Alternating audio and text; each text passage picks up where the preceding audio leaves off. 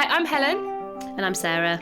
And this is the Squiggly Careers podcast, a weekly show where we talk about the ups and downs and ins and outs of Squiggly Career and share insights, ideas and things that you can take action with so you can take back a bit of control of what might be going on for you at work right now. And we always find that it is quite cathartic for both Sarah and I too, because a lot of these topics that we talk to you about are things that we are going through as well. So today is part 2 of our Squiggly Soft Skills series. Very hard to say, but hopefully it's proving useful so far. We covered originality last week. Today we'll be talking about critical thinking, and then we're going to move on to social influence, mainly because I think Helen and I are really intrigued about what that is. We don't really understand it. And stress tolerance. So those are the 4 skills that we're going to be covering. And we were inspired by the World Economic Forum of soft skills that they thought were going to be particularly useful by 2025. So we've used that as a bit of an anchor. And similar to the series we did back in the summer in 2022, each week we both read a different book about the topic, and then we don't talk to each other before it. We do make sure we've not read the same book, which very nearly happened last week, which shows how organised/disorganised that we are. And as we go through the podcast, we quickly talk about a quote. So one quote that's really stood out to us from the book. We talk about 3 things that we've learned, so some insights that we want to share with you so that you get a feel for whether it might be an interesting thing for you to read or dive a bit deeper into. We'll then talk about an action that you can take if you want to increase your critical thinking, as we'll be talking about today. And then finish with who should read this book. Is it a book for everyone? Is it a book for some people? And I always think you get a bit of a feel and a flavour for our thoughts on the book and how much we enjoyed it as we go through as well, as a bit of a bonus. So Helen, what was your book of choice for critical thinking? Well, I picked up a book that I already had on my shelf because I always get like book guilt. Efficient. When I'm like, oh, let's buy a new book. And I'm like, yeah, but I have quite a lot that I've not read yet. And so I must have ordered the book Framers at some point last year, which subtitle, Human Advantage in an Age of Technology and Turmoil. Ooh. And yeah, it's all basically about how you can harness the frames that you use to look at the world and at work to make better decisions. And I thought in the context of critical thinking, how you choose frames would be a really helpful thing to learn a bit more about. So that was my choice. What did you choose? So I've chosen the HBR Guide to Critical Thinking. So does what it says on the tin. We're very straight down the line for this choice. And slight disclaimer, we did go back and forth as to whether we should choose it because of this, but we are in that book. So one of the articles that we wrote about learning and how to make development part of your day-to-day has sort of been edited, slightly reworked, and is part of that critical thinking book. But I'm not going to talk about that today because we've done a podcast on it before. And actually, I think there are other articles that are much more focused on critical thinking that we're going to emphasise and spend a bit more time exploring.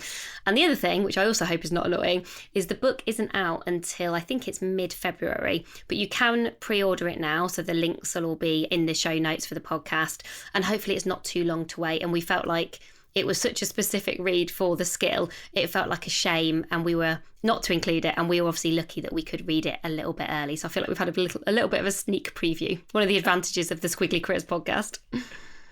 So we wanted to start with the quotes that have stood out for us in reading the book, and maybe I'll go first with this. I think this quote that I'm going to say, it stood out for me, not because I think it's the world's most amazing and inspiring quote, but I think it actually explains what framing is in a really simple, practical way, because I don't think it's something we talk about like all the time, this idea of framing. So the quote that I captured was, "The frames we employ affect the options that we see, the decisions that we make, and the results that we attain. By being better at framing, we get to better outcomes." So I thought it was quite a good explanation and a sort of justification of why we might want to do this. And then there's a nice little example just to bring it to life of framing, which is wearing masks. So in the pandemic, obviously, all around the world, we had to wear masks. And it talks about how people framed the pandemic and mask wearing sort of informed how they felt about it. So for example, if when you looked at masks, your frame was all around, your freedom and your personal choice, then you would see wearing a mask as a bad thing. because you would see it as taking away personal choice and mask because you're being forced to wear it. Whereas if your frame was more about health, you would see wearing a mask as a good thing because you would think that, you know, wearing a mask sort of reduces the amount of germs that you are sharing. And it basically says that depending on what frame you use, or the language I would probably use is like what lens you look through, depending on your lens or your frame can very much affect your decision. So if you are only looking at your world of work through one lens, you're probably only making one type of decision about your development, for example. Whereas if you get better at seeing your work through lots of different lenses, you can sort of see different perspectives, and it might give you more kind of options and hopefully help you get better decisions. Yep, that all made sense to me. Good. I'm glad. Yeah, it was helpful. Like, I actually, one of the quotes I pulled out and actually haven't chosen, I had also gone down the definition route of like, how do we define critical thinking, which I probably will still come back to. But I did pick out a slightly different quote, which I think is probably quite an appealing one for lots of us. So the HBR Guide to Critical Thinking has lots of authors, so I will do my best to credit everybody as we go through, because there must be, 15, 20 different people who've contributed in some way. And this is from a guy called Srini Pillai, and he says, simply using your brain for crossing items off your to-do list is a poor use of a very sophisticated machine. I like this. I did.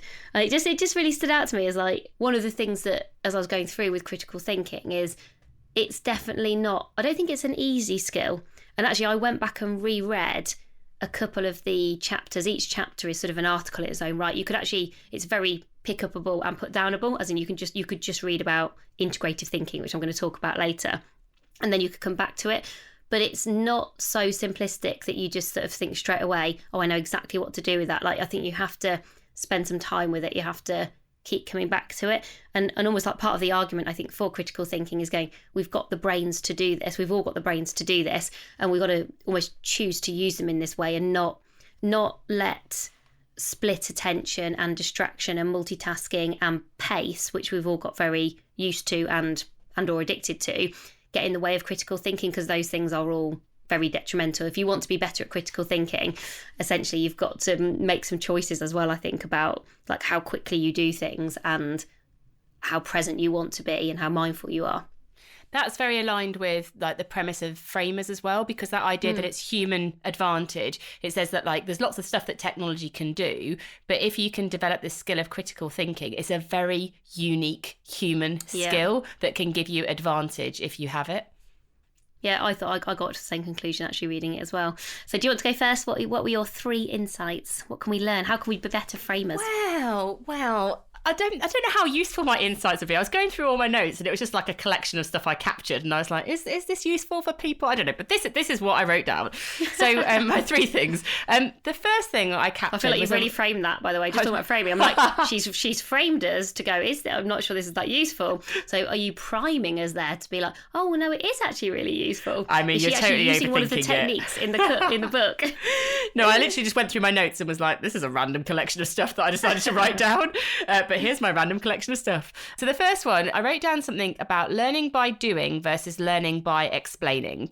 So in the book, they talk about that we can learn a lot more and we get better at the work that we do when we explain why and how we're doing it. So you don't just do it on autopilot. So an example of this for me, I was trying to think about, well, what would this look like in my work? So every week I review all the social media copy and posts that Amazing If put out on lots of different platforms. And a lot of the time I just do that. I just do it on autopilot. It's a task to be done and I get it done. But if I took 5 minutes and I explained like why I did it and why I did it in a certain way, then I might be able to understand more about the frames that I'm using. Okay, so the frame that I'm using is efficiency because I'm trying to get it done that way. What if I framed it with impact? Would I do it differently? And there's a quote that illustrates this. It says, as humans explain the world using frames, they learn more about the world they are explaining and generate deeper and more accurate insights.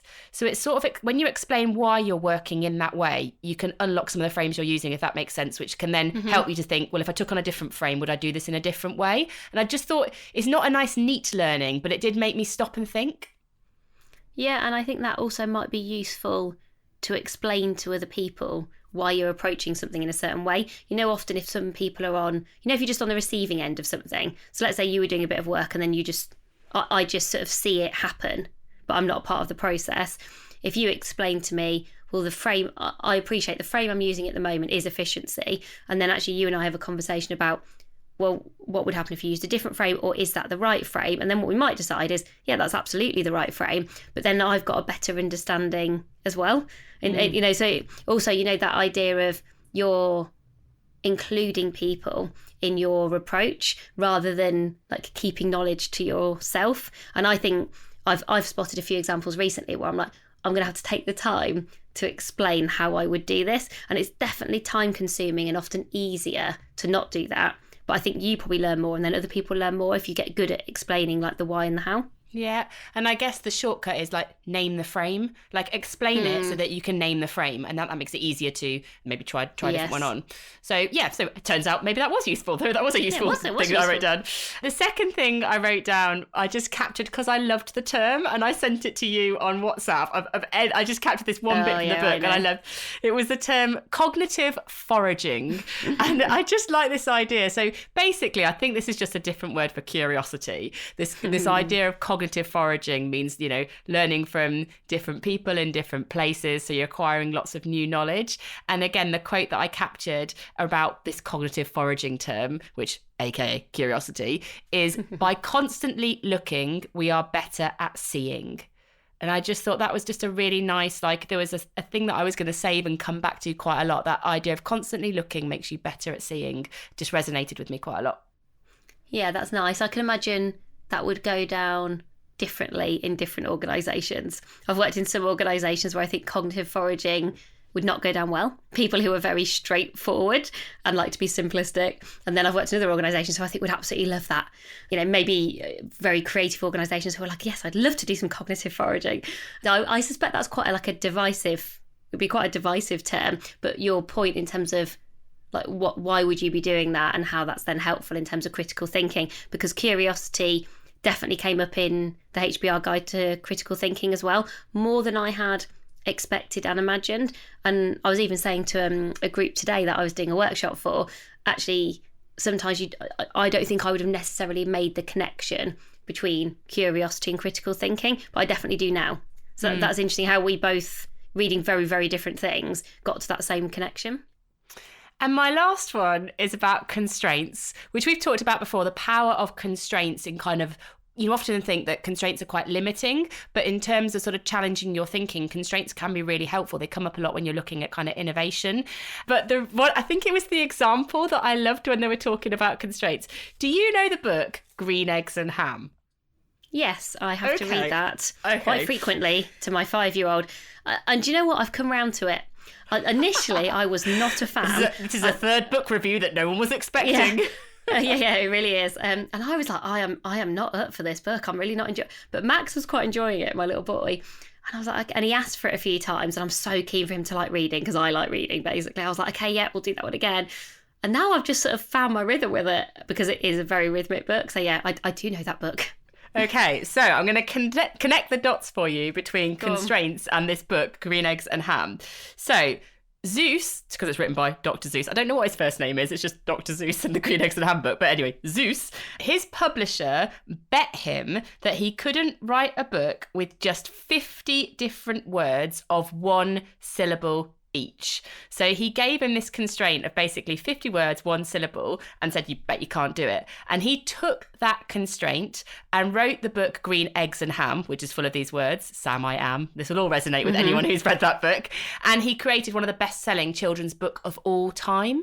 And so it was just this idea that with a constraint, so almost this frame of sort of simplicity and restriction in terms of what you could do, led to a whole new way of him thinking about it. Now, I kind of go, what's that got to do with critical thinking? But I think the idea is sometimes when you take a constraint and you limit your options, so it's hard to think critically when the world is very confusing, and sometimes you need to create some simplicity so that you can think more critically about a situation. So it just made me think, if you're overwhelmed, let's say you've got a career decision to make and it feels really overwhelming, maybe think about some constraints that you could apply to it that could just narrow down your options and help you to get a bit more critical. That was where I got to, but I also just like the example because I know the book very well. And actually, when I talk about integrative thinking, I think that will challenge one of the things that you've just said and reinforce one thing. So I think that'll be quite interesting. So shall I go through my 3 insights? Yeah. So the first one is a very practical one, and this does actually also link to the action that I would suggest everybody has a go at, because I actually did have a go at this today and found I could do it quite quickly. So as I said, some of the things on critical thinking take a bit of practice, and I've reread some of the chapters.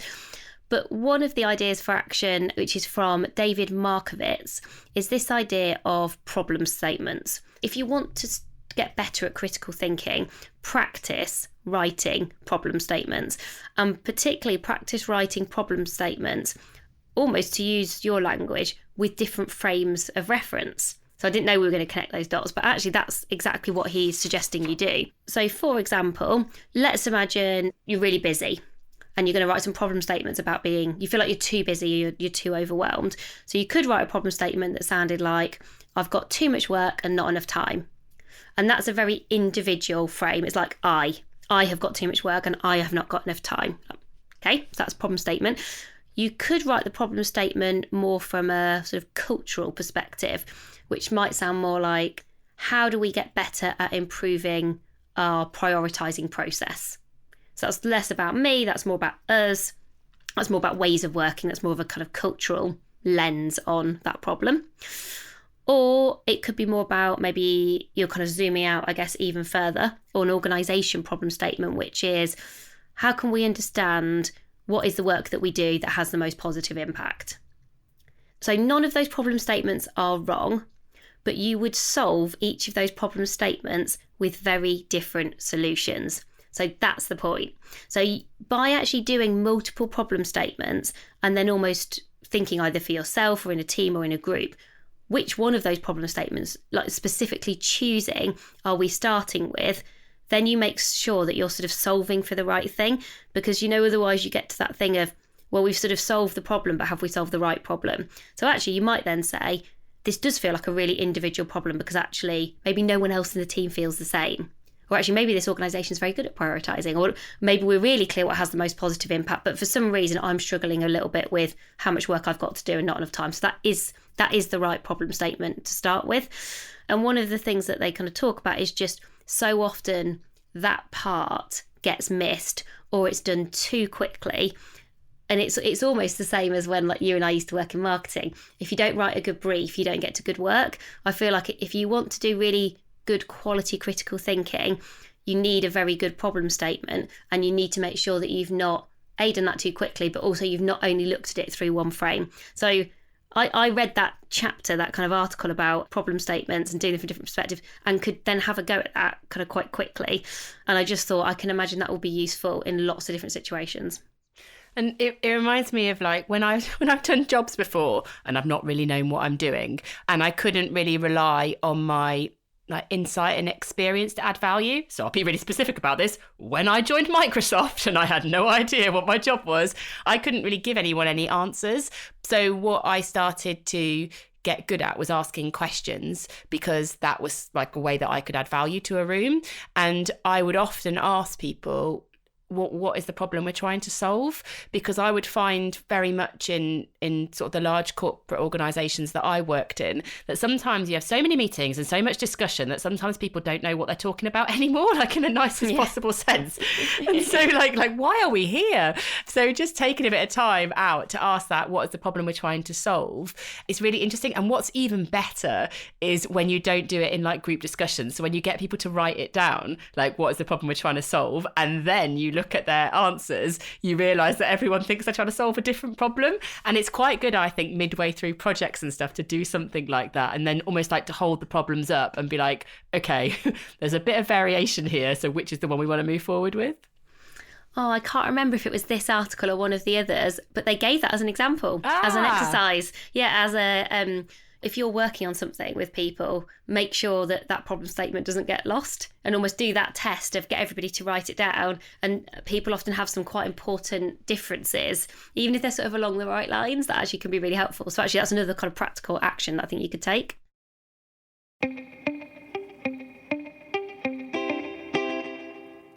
So my second insight was about having the right people in the room/Zoom for critical thinking, kind of creating the conditions for critical thinking. And here I was sort of merging a few of the different articles that I read. So there was one by a lady called Cheryl Einhorn who talks about your problem solving profiles. And we all have a profile, don't we? Because it's just quite appealing to be like, oh yes, I'm that one versus that one. Even though actually in lots of ways I'm quite anti them, I still found myself quite drawn to reading this article, partly because I was working out what you are, kind of what I am. And so she describes these different profiles: listener, detective, visionary, thinker, and adventurer. And you can obviously have a bit of a accumulation of a few different profiles, but it's really interesting reading it because you are definitely an adventurer, problem solver. So that means you're optimistic, you've got a bias for action, you always want to move at pace. And then I have a thinker profile, so I want time to think. I like to get different people's thoughts of view on the problem. I don't want to be forced into one answer. I like exploring options. So it's quite helpful perhaps to just think about what problem solving profiles do you have? Like which one are you, and what do you have within your team? Because actually it is a really good thing to have complementary styles. You don't want everybody who's an adventurer, because you probably all have quite a lot of fun, to be honest. When you read, I'm like, oh, they're probably having fun together, but they could climb the wrong mountain, essentially.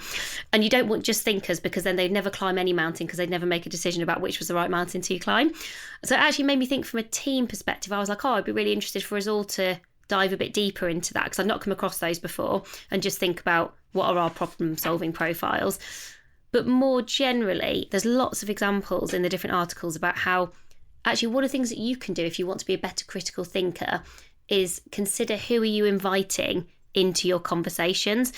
And people who are often particularly useful are people who understand your world, but who are not in it. So there's one example of, I think they were talking about a team that were coming up with like an innovation framework. And this guy invited his executive assistant to contribute to the conversation. And what she basically said was, I've been in this organisation for 15 years. You've done 3 innovation frameworks before. None of them have ever worked. No one ever likes them. They're just basically the latest shiny object. I'm not sure that's what people need, to be honest. And he said what was so funny is they were solving the wrong problem. So they were thinking they had to come up with an innovation framework. Whereas actually, it was almost like there was a completely different thing they needed to be spending their time on. So she was right, because she understood the organisation, but she wasn't sort of in that team day to day. And also you want people who can be open and honest. So there needs to be the sort of, that they actually make this explicit link to psychological safety. So if that lady had been scared of her boss or like those people, she's not going to say those things. And she obviously felt like she could do that. They actually mentioned, you've got to be able to get people who can speak truth to different kinds of power. And then finally, those people's job is not to come up with solutions to the problems. Those people's job is to give input. So as we've sort of described it before, it reminded me of when we've talked about challenge and build. So if you want to get better at critical thinking, how often are you inviting challenge and build on your ideas, on your pieces of work? Are you creating the conditions or an environment where you can do that? Because then, to your point, one of the definite themes or threads that runs through critical thinking is your job is more to ask questions. Get really good at asking open questions, what if questions, what might we be missing? Helen, I really appreciate your perspective on that. Who are the voices that you're not hearing? So I think something that it almost challenged me a bit to think, often you think, well, how can I get better at critical thinking? That should all be about me and like my skill set. But actually quite a big part of it is actually thinking about other people. Are you getting other people's perspectives? Who are you inviting into those conversations? And then are you asking really good questions? Are you making sure that you're not expecting those people to solve your problems for you? But that's how you get better at that sort of critical analysis, is who is in part of that conversation is really important. listening to you, it reminds me a little bit of, Edward de Bono's six hats, and this idea that kind of you're wearing these different hats. I think I was just quickly having a quick look at them to remember them all. Like there's a facts hat, a cautions one, a creativity, a feelings, a benefits, and a process. And it's almost like giving people a different part to play means they'll put a different perspective into the conversation, and maybe doing it intentionally can really help and avoid stuff like groupthink. And the other thing I thought was maybe, often in my context is like large organisations, but maybe it's the same in small organisations too. But sometimes you get stuck in these silos where, the marketing team doesn't talk to whatever team. I was thinking whether you could have like a cross-functional critique. So you're inviting someone from another function to kind of, to do that challenge and build, and you're kind of giving them that opportunity. And then you could do it for them. And I think it could be like a really constructive way that you could invite this sort of more critical thinking in with these people with different insights and perspectives, and also sort of tackle some of the potential organisational silos that arise often in big companies too. Yeah, and it so rarely happens. I was just thinking about like how often was I part of those conversations? Quite rarely, really, because I think people get quite protectionist of their function. Probably rightly so, because people, they've probably had experiences where if you're not like that, maybe you lose budget or things don't happen. But I think if you want to be in that high trust environment, that's exactly the sort of behaviour that you would expect to see. That was really interesting. There's like lots more that you can dive into on that if you're interested in that. And then my third insight, and I did hesitate about whether to include this because this is not easy, and this was the article that I read a couple of times, and they even finished the article by saying this is almost like a newer area of almost research. They were talking about the potential of it being taught in business schools, but I actually don't think it is at the moment. And it is this idea of integrative thinking, and it's written by somebody called Roger Martin. And so I tried to then summarise some thoughts on integrative thinking that I hope might help everyone to at least get started with it, because I feel like I have got started. That's me managing expectations. So one of the things that Roger Martin talks about is essentially these leaders who seem to be incredibly successful, and like how they sort of think differently. They seem to be able to do this integrative thinking. And one of the features of this is that these leaders are very comfortable holding two opposing ideas in their heads at once and having multiple hypotheses. So one of the things I've not talked about today is one of the articles in the book is about act like a scientist. And the reason I've not is because we did a podcast on that last year because it was a really good HBR article.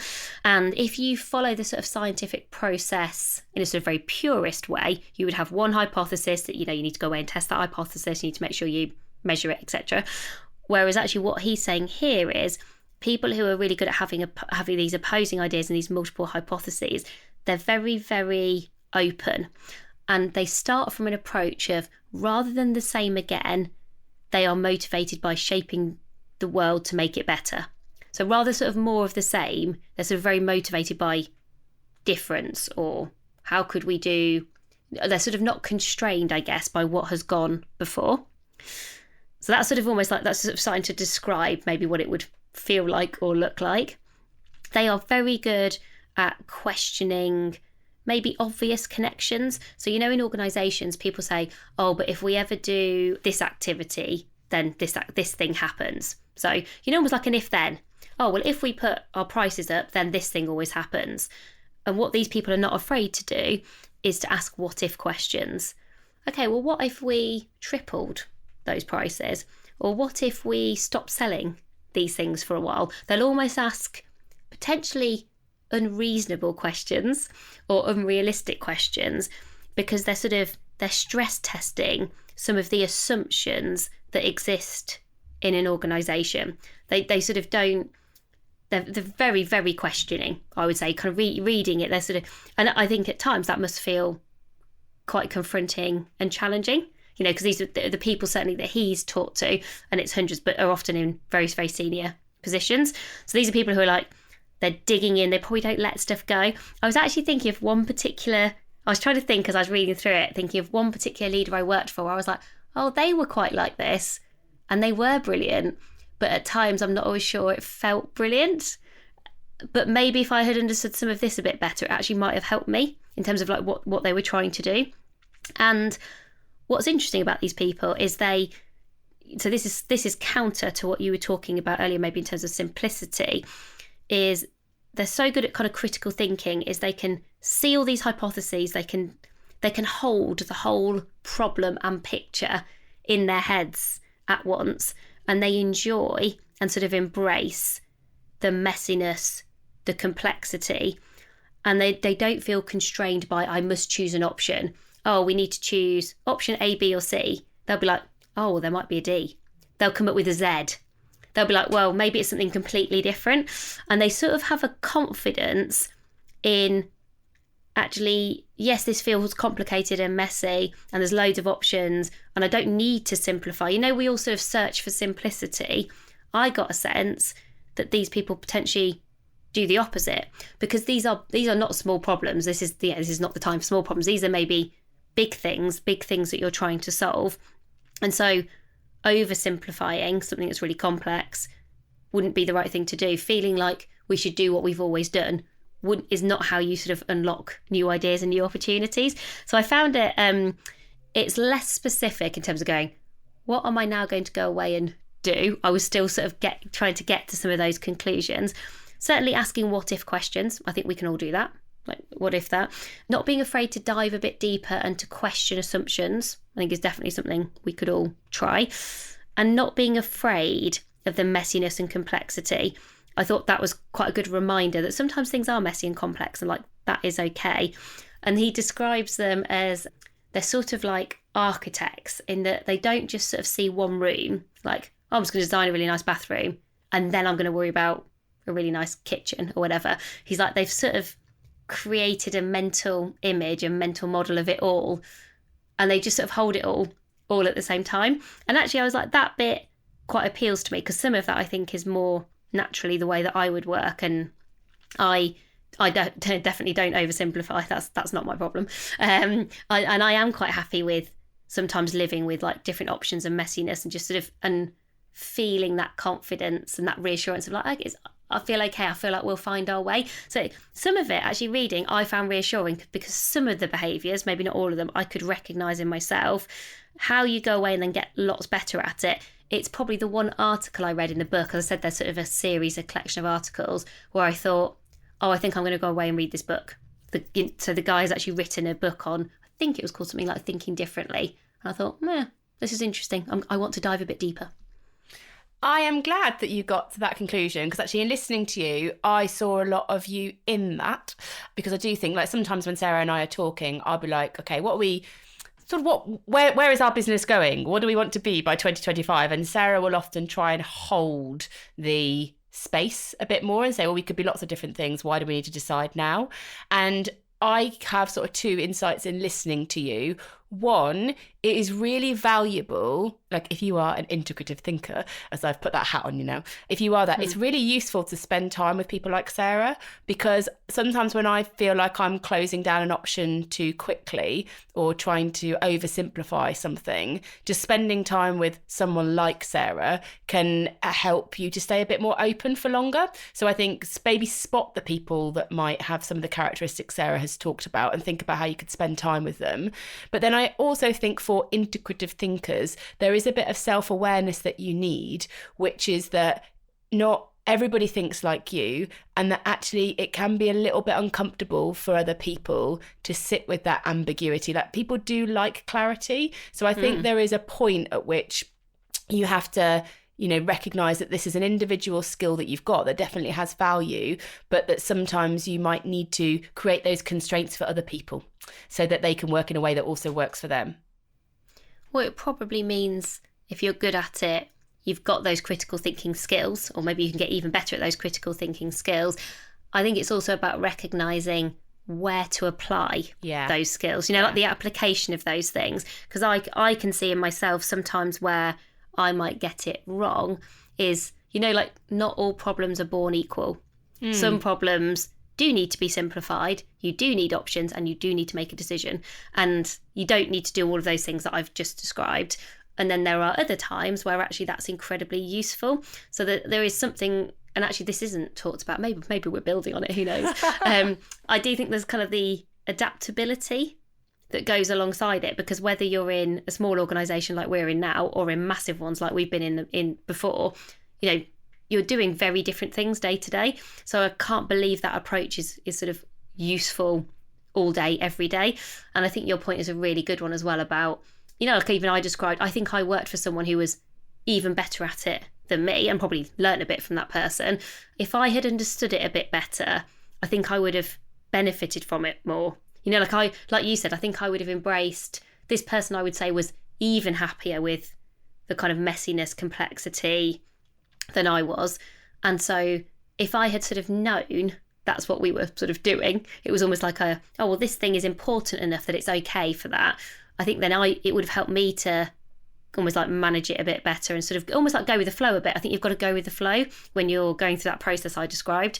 But if you don't know if that's sort of happening to you rather than with you, I think that's probably a very different experience. So on to action. What from our reading do we recommend that you could go away and do to support yourself with this skill of critical thinking? Well, I'm going to go right to the back of my book, Framers, which there's like a 2-page section. So you have to read quite a lot to get to the action. And there's 2 pages at the end of it, which is a guide to working with frames. And they basically give you the stuff that you can go and do. And part 1 of this is what I'm going to recommend, which is the harnessing mental models. So these are the kind of the frames that we all use every day. So it says basically identify and inspect the assumptions in your mental models. So I think that is that point that we said earlier, like explain why you're doing something and just think about, what frame am I using and is it the right frame? So that's the point that we mentioned earlier. So when you're making a decision, I would just think about what is the frame that I'm using and just be really like name the frame as we talked about earlier. Ask why and how questions. So why am I using this frame? How would my decision be different if I use a different one? Or like so Sarah said, the what if question comes up in this book as well. Well, what if I use Sarah's frame? Or what if I use my manager's frame? What then? And just basically try on a few different frames and see what different decisions that you would make. And it says that when your views clash with somebody else's, try to characterize the way that they see the world. So if Sarah and I are having a bit of friction, then one thing that would be really useful is to think about the frame that Sarah's using, just so I can understand where she's coming from. So I think name the frame, understand the frame that might be causing the friction, and use some of those why, what ifs, and how could questions are just sort of good ways, I think, to just not just take things as they are, but maybe be able to see things a bit differently to make better decisions, which is what the framing thing's all about. I find that interesting and useful. Oh, good. I'm glad. And mine is the very simple one that I mentioned as part of the first insight is practice writing problem statements. I think for any project, I think you could do this for your career. If you were trying to think about career change or promotion or what next, you could do this for team ways of working. I think sometimes even the word problem can intuitively and obviously feel negative. But I think sort of almost let go of this idea of a problem statement being like, it means we've got a problem. Really what you're defining in a problem statement is something that you want to improve, something you want to do better or, get better at. And so I think don't be too binary in how you're defining problems, because I think then that might actually limit how often and how useful this would be. When I think about problem statements, I can think about most days, I think we're probably working on something where I'm like, I can imagine writing some problem statements from different perspectives could be useful. So when you're thinking about having a go at doing this, don't start with like, what's a problem in sort of a negative way. Start with, what do I want to change? What do I want to get better? Or like, how do we want to improve? And so who do you think should read Framers, Helen? Well, I think... I can see your face. So I was like, I know. So I would only recommend Framers to somebody that wanted to get quite expert into framing, because I've worked quite hard, I think, to pull out stuff that you can do on a day-to-day basis at work. And I've had to read the whole book and pull that out and wasn't the easiest thing to do, but I did enjoy reading about it at a sort of an academic level. I mean, it talks about the pluralism of framing, and it talks about like there's counterfactual arguments and causal effects, and there's a whole section on correlation and causation. So if that sort of stuff, which I still always get confused about. Exactly. But that sort of stuff, if that's what you get really interested in, then this book will really help you, because it basically dives very deeply into that. But if you just kind of go, yeah, I've got it, it's the lenses you look through the world and I need to try some different things on, then you've probably got enough from this podcast, I think. And the HBR Guide to Critical Thinking. So the pros of that book are, firstly, it's short. It's short, it's very specific, and it's pretty, does what it says on the tin in terms of critical thinking. It is a collection of articles. So rather than a book, that from start to finish that kind of flows and is written by one author.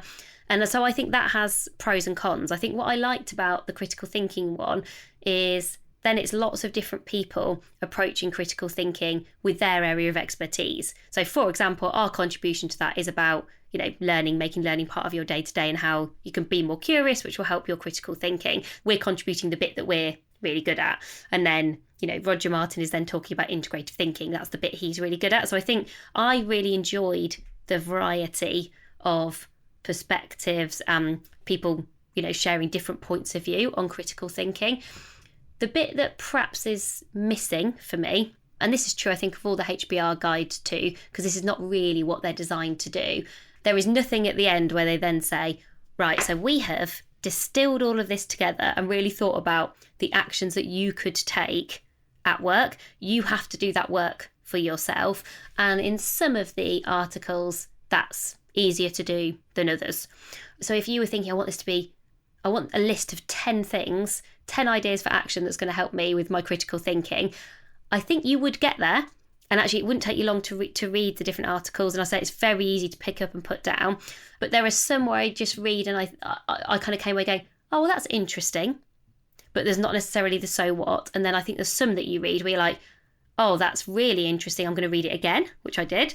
And then there's some where you go, that's interesting. And I'm clear about what I might go away and do differently. So there's kind of a mix of tone and styles. Some of the articles are only 2 pages long. Some of them are more like 8.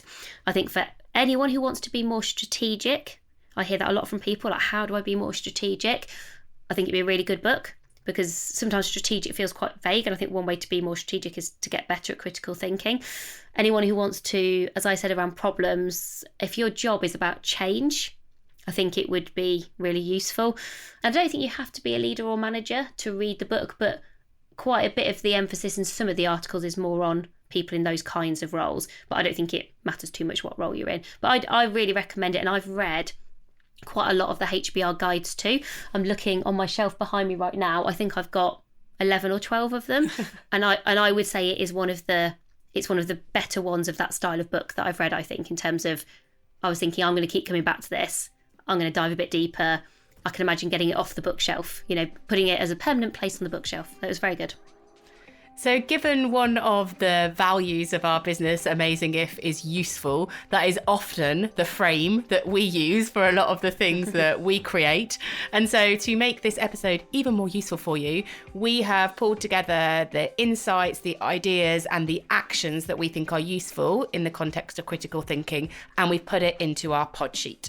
So if you like this topic and you want to invest in this skill, download the pod sheet, which will summarise lots of what we've talked about, and it makes it easier for you to take action. And you can always get the link to the pod sheet from the show notes, largely on Apple. I think it's the easiest place to find it, but also it's on our website. So on amazingif.com, there's a podcast page. You just click on the relevant podcast and you'll always find the pod sheet, and you can download it and fill it out and use it with your team. So hopefully that will help you take what you've listened to from Sarah and me and put it into action in terms of your development.